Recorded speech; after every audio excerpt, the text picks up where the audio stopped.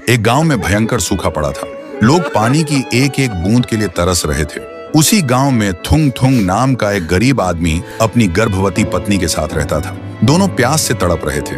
दूसरी तरफ थुंग थुंग का सगा भाई अज्जू गांव का सबसे अमीर और क्रूर जमींदार था। उसने अपने बड़े तालाब में बचा कुचा सारा पानी जमा कर रखा था और गांव वालों को सोने के भाव पानी बेचता था। वह अपने भाई और भाभी की हालत देखकर भी उनकी मदद नहीं करता था, बल्कि उनका मजाक उड़ाता था। एक तपती दोपहर थुंग थुंग एक सूखे पेड़ के नीचे बैठा था। तभी आसमान से एक सुनहरे रंग का पक्षी गिरकर उसके पास तड़पने लगा। गर्मी से उसकी जान जा रही थी।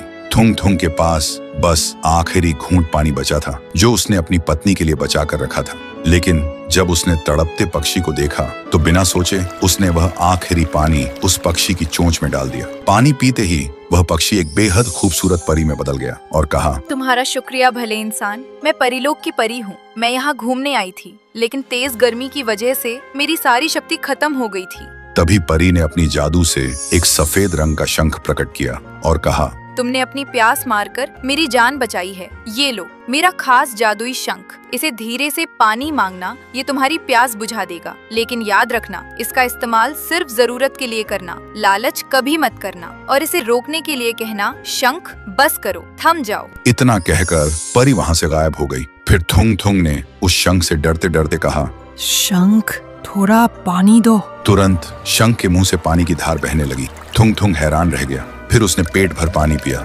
उसके बाद उसने जल्दी से अपनी बोतल भरी। फिर उसने शंख से कहा, शंख बस करो, थम जाओ। पानी रुक गया। थुंग थुंग दौड़कर घर गया और अपनी पत्नी को पानी पिलाया। फिर थुंग थुंग ने वह पानी अपने सूखे खेतों में डाला। रातों रात उसके खेत हरे भरे हो गए। यह चमत्कार देखकर वह चुपचाप रात में गांव वालों के मटके भरने लगा। उधर अज्जू परेशान हो गया। उसका पानी का धंधा बंद होने लगा था। एक रात अज्जू गांव से गुजर रहा था। तभी उसने अंधेरे में देखा कि थुंग थुंग लोगों के मटके उस शंख से भर रहा है। तब अज्जू को समझ आया कि उसका धंधा डूबने की असली वजह क्या है। फिर उसने मन ही मन सोचा, अगर ये मैं छीन लूं और अपना सूखा तालाब भर लूं, तब तो मैं माला माल बन जाऊंगा रे।